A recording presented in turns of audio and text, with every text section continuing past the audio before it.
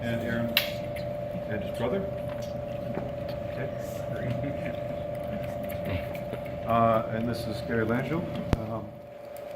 Gary and other neighbors have been working for years because we've been first affected by a lot of the problems with unregulated rentals. So that's why we're on the scene. So let me go back to my page one. Stick with my notes to be concise. First of all, thank you for being here today. My name is Mike Cardinal. This is Jennifer DePuter, Caitlin, and Andrew, as well as Gary Langell. I'll be speaking about the need for a residential rental license in today's context. Jennifer will be making a statement with regard to Windsor's fire safety record relative to the other cities, and quoting the Ontario Fire Marshal report about the 227 Rankin fire. And Gary will be speaking about the placement of that smoke alarm that's in question at 227 Rankin. We're here today because the public needs to know there's been a questionable mislead in the Windsor Fire Prevention Services statements regarding the October 26, 2016 fatal fire at 227 Rankin, and compared to the Ontario Fire Marshal's report about that same fire. This is the home where Jennifer's 19-year-old son Andrew died. So to describe the situation with regard to the placement, Jennifer and Gary are going to make comments on that. And understandably, this is we're not coming in as experts. We're just coming in as lay people with what we see as some common sense questions and concerns. Okay, my name's Gary Langell. I'm a resident in River West near the university, just a few blocks from where the tragic fire happened. As Mike said, we've been working as a neighborhood group for anywhere from 12 to 15 years trying to get residential rental licensing in place to start to bring these houses up to code. I have no experience, and I'll let you know that I really have no experience or training in fire rescue, fire prevention, or fire tendencies. But I do have an opinion, a layperson's educated opinion on what may have happened in this situation and in regards to the controversial fire alarm located on the first or main floor of the house at 227 Rankin. There's certainly, as it's been noted, a disagreement or a differing opinion between the Ontario Fire Marshal's Office and Windsor Fire Services about the legality or the questionable place that the fire alarm on that said floor was located. It seems to contravene 2.13.2 of the Fire Code Compendium 2015. Again, there's a differing interpretation. The alarm was located in a stairway, hallway leading to the side door from the kitchen. If you can picture that, in most homes, the side door entrance has so many steps that come up into the main level, so many steps that go down from a landing into the basement level. It was somewhere in that area. I personally don't know the exact location, but that's where it was. So we'd like to point out to you here the picture here shows the charged stairwell leading to the second floor, and to the right of it, immediate right of it, where the stairwell goes downwards, the paint and everything else is still intact because there was a door there. And in the Ontario Fire Marshal's report, it does say when the firefighters arrived, coming through that side door, there was a veneer there, which is a veneer door, thin veneer door. They had to bust through that to get to the main floor, but it was already consumed by flame. That's in the report. Over here, to help you as well, is a floor plan from the Ontario Fire Marshal's Office of 227 Rankin. Here is the main floor bedroom, and up through the living room, through what's called the middle room, and around the corner is to the stairway, and behind that door, a smoke detector way over here is claims to protect the bedroom way over here. Under 2.13.2.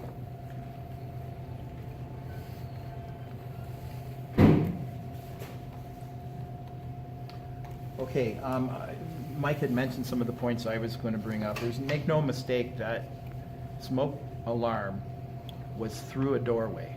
Okay, that doorway contains a bulkhead like any doorway in a house. The bulkhead could be anywhere from 1, 2, 3, 4 feet from the ceiling down to the top of the door frame. There was a door that was closed. It was breached when fire rescue came into the building, and as the fire burned, the remnants of the door were consumed. So there was no evidence that the door was actually still hanging there, but in the report, the door was there. So I'm going to give you a little narrative. I'm smoke from a fire. I'm going up to the ceiling. I'm traveling along the ceiling, trying to figure out where I can find and search out a fire alarm so I can warn the people in the house. I have to go from the origin of the fire through another room, 2 sets of archways, around a corner to the left. In the picture you see the doorway, to a doorway. I'm at the ceiling. I'm hitting the bulkhead of that ceiling above the door frame. I have nowhere to go. As I build up and I continue to go lower, searching for that fire alarm, I'm trying to get under the framework of that door so I can get to it. That door is closed. Now where do I go? I have nowhere to go. I can't get through that door. To set that one smoke alarm on the main floor off, to alert anybody that's on the main floor or in the upstairs, to give them a chance to get out. And as somebody was quoted in the fire department, seconds count. So how long was it before I was able to reach that smoke alarm and set it off? Because it was behind a door. It would be the equivalent, I guess you could say, if that door was a closet. If it was a coat closet and you put the smoke detector up on the ceiling of that coat closet and the door was shut, it'd basically be the same equivalent. How would the smoke get there? Would it be legal in that closet? Obviously not. Again, it's the gray area of this 2.13.2 of the Fire Code Compendium of 2015. There's differing opinions from the 2 fire offices about it. It's supposed to be outside a sleeping area. I think the floor plan here clearly shows that it's not outside. There's also verbiage about a hallway leading to it. There's no hallway leading from that first floor bedroom. Thankfully, no one was in there at the time. That first floor bedroom all the way around to the stairway. And sort of in closing, I just say, had there been a residential rental licensing regime in place that required fire services along with building department and the electrical safety authority to go into these houses before they can be rented out, what would happen in this case? Quoting something that I saw today in one of the media, it quoted the fire chief as saying, being asked what would happen if there was a licensing thing and someone had to go in there and inspect it, what would happen? He said, may be asked to move it or add another one. So if you were asked to move it, why would you be asked to move it if it was in the proper location? And if you had to move it, where would you move it to? Had that residential rental licensing been in place and the proper inspection done, I have no doubt in my mind that they would have probably moved that fire alarm. And if that would have happened, would Andrew still be alive today? Thanks, Gary. I'd like to ask now Jennifer to make some comments on the research she's done with regard to Windsor's fire safety record over these last several years, and also to make some connections with regard to the statements now. I forget, actually part of Gary's piece, I think, actually was significant in your recording. Do you want to go back to, and just this piece here too of, if you wouldn't mind reading out the quote underneath that second floor picture. I think that's significant in the Ontario Fire Marshal's report. Okay. Under the picture, the caption says, stairs to second level, note opening to the right. This opening was covered with a thin veneer prior to the fire. The veneer, which was a door, was breached during the primary search by firefighters who immediately encountered flames at the breach. The veneer was eventually consumed. Now, I just went through this house.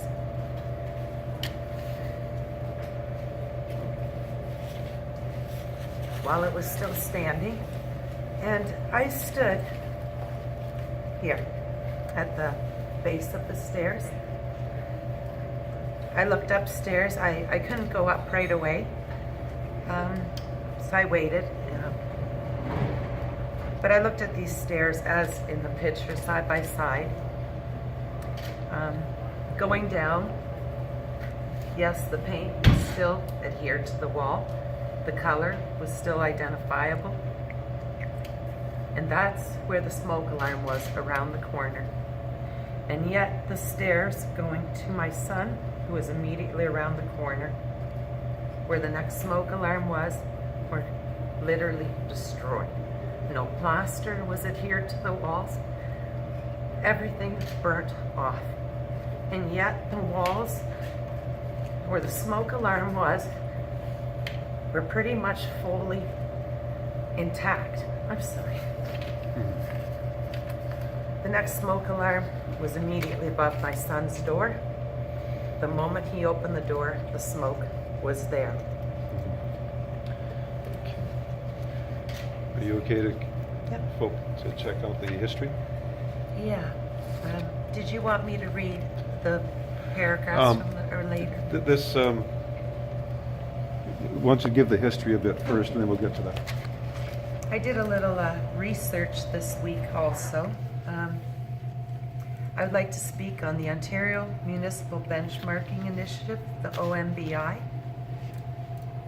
The OMBI is a groundbreaking collaboration between municipalities from Ontario, Alberta, and Manitoba that represent 10.4 million citizens. It fosters a culture of service excellence in municipal government. Actually, I'll let you read it, Aaron.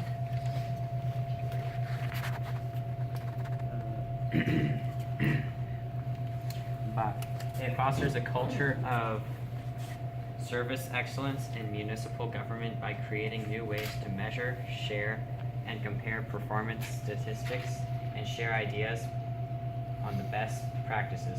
It helps council, staff, and citizens understand where city administration is performing well and where it can make improvements. It gauges the city's performance or process against other municipalities. It determines how the best performing ones achieve their performance levels and uses this information to improve its own performance. It provides an assessment of where cities are doing well relative to each other and where they need to improve. In the 2015 and 16 edition of the Ontario Municipal CAO's Benchmarking Initiative Performance Report, it shows Windsor to have the highest fire-related injuries per 100,000 population.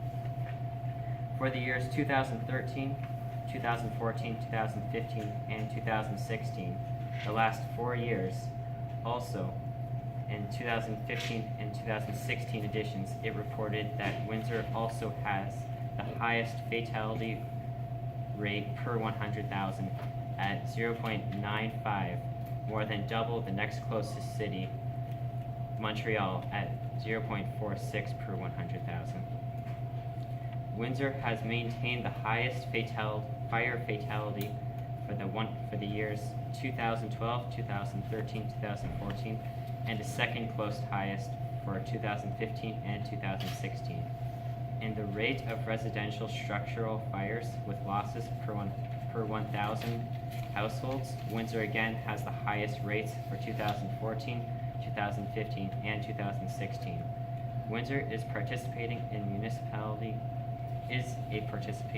municipality in the OMBI. Therefore, the chief administrative officers and city managers are aware of these reports. They are and have been aware, but some members of council believe that the current system is still working. Thank you, Aaron. Our point being that the current system is not working, very clear. And if we could, when John Lee, Chief of Fire Protection Services, presented at council, they said it was about just the dispute of whether the number of smoke detectors in the house. And he read what we say are misleading statements. He quoted from the Ontario Fire Marshal's report, but he omitted these two paragraphs, if you wouldn't mind reading this. These are the the ones that we find rather damning, and then I would like to turn to what we propose as the solution to this. So Jennifer, if you wouldn't mind reading from the Ontario Fire Marshal's report, the last two paragraphs, which Chris Wright, the inspector, wrote. Now, these were the two paragraphs that immediately followed John Lee's statements at City Council meeting, the last one. These two immediately followed but left out. There was, however, no evidence of a working smoke alarm in proximity to the front bedroom on the main floor. In this case, section 2.13.2 of the Fire Code Compendium 2015 would have applied and required that a smoke alarm be installed between the first floor sleeping area and the remainder of the dwelling. The intent being to provide warning to persons within the bedroom of smoke and potential fire. While the aforementioned bedroom was not occupied at the time of this fire event, the lack of this required smoke alarm was significant as it contributed to the delay in detection of the fire by the home's occupants.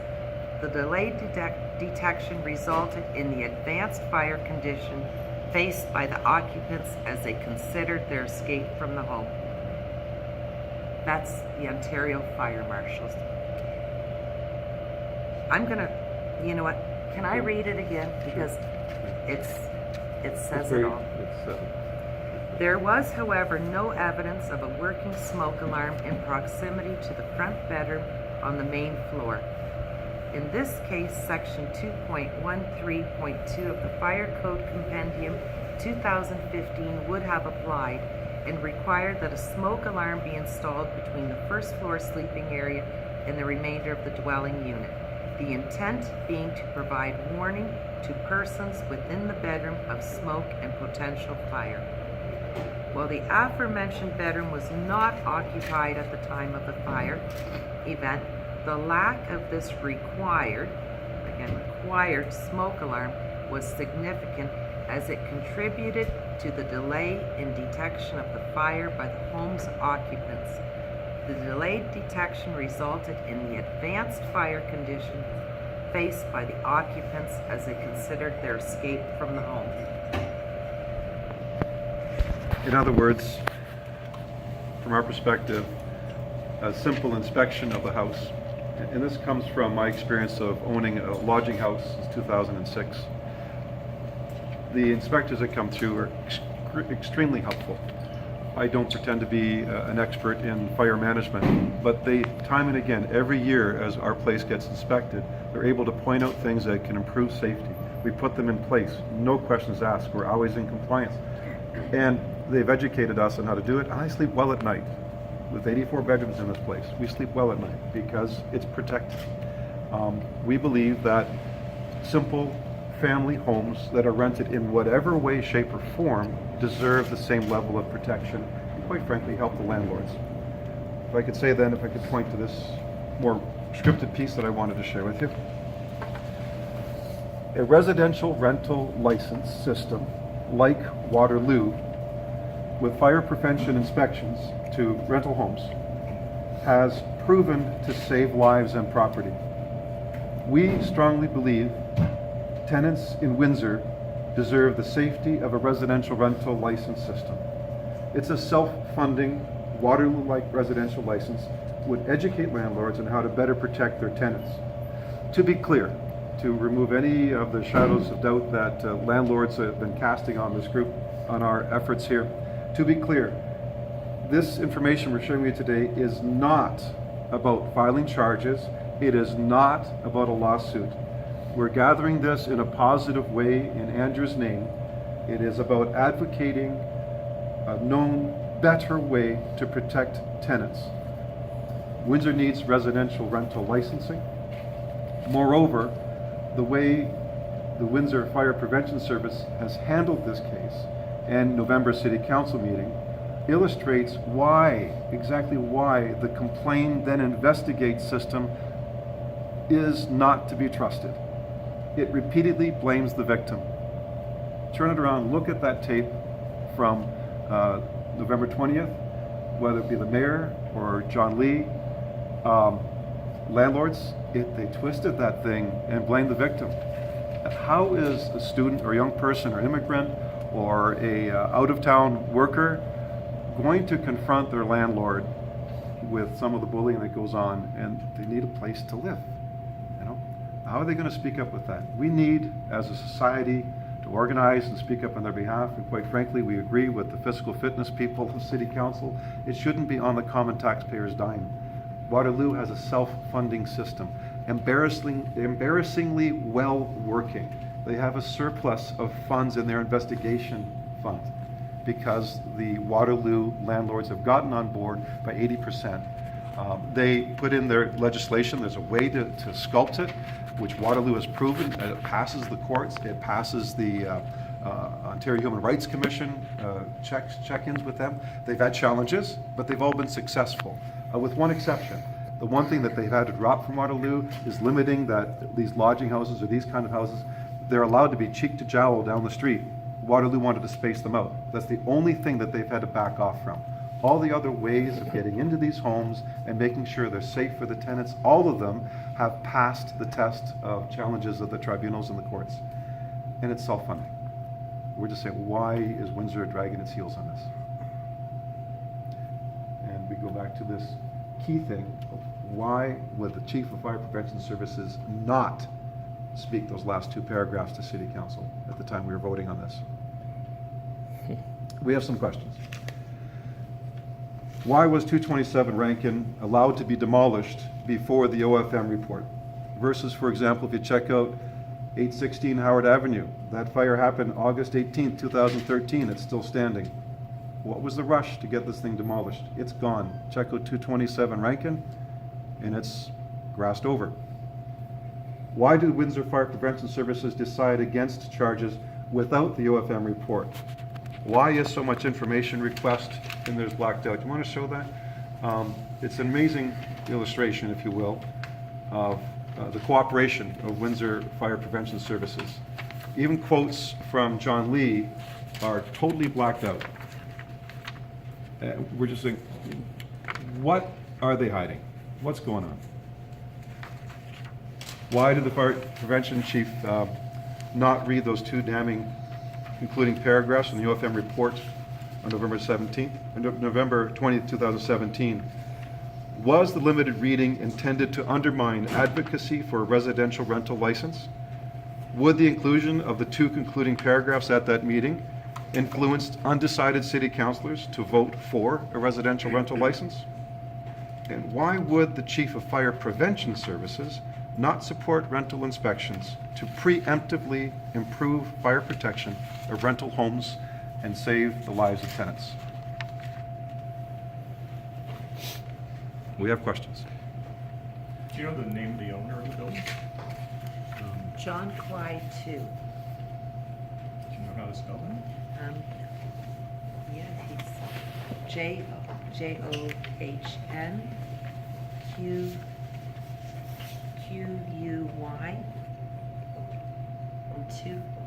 TU. Sorry, what? TU. John Quai 2. Oh, okay. Do you know if he's an out-of-town landowner? That I don't know. Well, how many days did it take to get a hold of him after the fire? I think it was 2 or 3 days. Mike, has your group approached Windsor Fire Services for a response to why that key paragraph that you've raised today was omitted at City Council? No, we did not. We just have these questions, honestly. We've not asked them directly. And what is your thinking as to why it was omitted? Well, John Lee was brought in direction of Drew Dilkins, the mayor, and the mayor was speaking against this residential rental license with great zest at that meeting. He wanted specifically to undermine Jennifer and my argument that this is a case where we said, like, don't wait for, several years ago when we were advocating for this, we said, don't wait until there's a life lost, get ahead of this. And now that there was, they still wanted to sweep it under the carpet and note and file, which means make it go away. It's not going away. There's lives on the line here.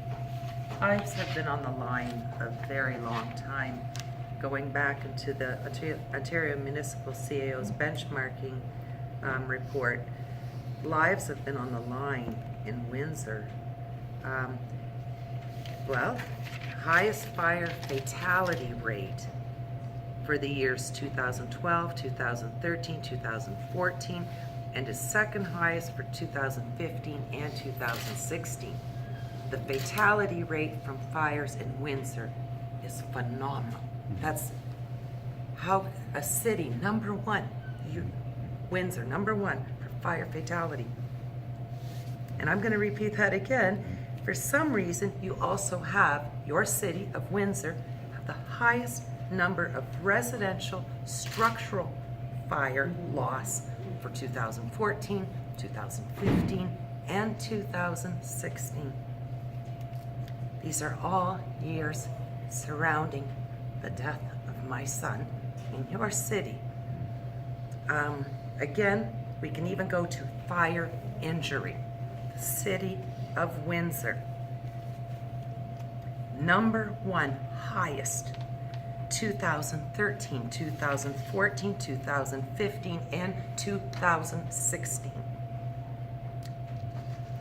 This is not something your city can be proud of. I sent my son to your city for an education. Brilliant, brilliant young man. Had I known these numbers, these statistics on your city, my son would never have attended university. If you had a message to other parents who are sending children here, what would you tell them to look for in an off-campus residence?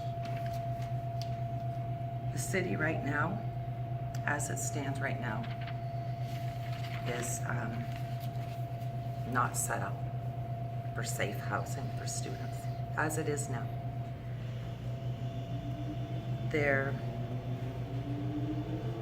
They need to check if your student, your child is coming to Windsor, go through that house with a fine-tooth comb, because no one else is doing it. The city's not doing this. Go through your homes, inspect them, take a checklist and go through it thoroughly, especially with Windsor's track record over the last number of years. Practically speaking, we know that there are some simple things they should be looking for is check out for the smoke detectors and carbon monoxide detectors. I know that here in a lodging house, if there is any kind of a gas appliance like a gas dryer, there has to be a carbon monoxide detector, not just in that room or nearby. It has to be in every bedroom surrounding it, across the hall, everywhere around. So we've got a dryer, there are 5 smoke detectors surrounding it in all the rooms. That's the kind of thoroughness that has to happen in a properly done lodging house. These are really lodging houses in disguise. They're single-family dwellings. The residential rental licenses simply make it a safe single-family dwelling. So smoke detectors, are there fire extinguishers? Is there a fire blanket in the kitchen? And check it out for every single room. Is there at least 2 exits? Can you get out of the basement, for example? We know there's tons of homes that are substandard with regard to the height of basements, but are those windows at least, you can get out of them? If there's a fire near that stairwell, can you get out any other way? Those would be the things. People are usually looking for cleanliness and is the room big enough and so forth. That it doesn't matter how clean or how big the room is if you're not getting out alive. We don't want to send anyone else home in a body bag. But there's a way to get ahead of this and educate amateur landlords on how to do it right, especially with the great influx of money, with foreign money coming to the city for all kinds of rental housing and absentee landlords. But they're amateur, many of them. Some of the best landlords in the city actually spoke against this. They become millionaires in this city through the rental housing, and the speakers that were at City Council, ironically, we support them because they do it right. When we're full here, we send people to their places because they do it safely. The irony is they're resisting a law that would make it safe for all tenants. And we're not just talking students, by the way, because the Ontario Human Rights Commission says you cannot divide tenants based on their life purpose, if you will, their life status. It has to be for all rentals. And we say, like, why not? They are human lives. It is only by the law When you get into 6 units, a 6-unit apartment building, it bumps into another category of housing. It's taxed, for example, as a commercial level, and there's fire standards in that and building construction standards in that. But 5 units or less, it's a free-for-all. It is the Wild West. And so all we're saying is for all of those rentals, get in an inspection system. We call it Andrew's Law because we want to, again, pull something positive out of this tragedy. To protect other people in the name of Andrew and the lessons we've learned here. It can be very simply done.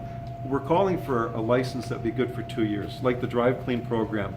Inspect the streets every other address. Like in 2018, inspect all the even-numbered houses that are on the list.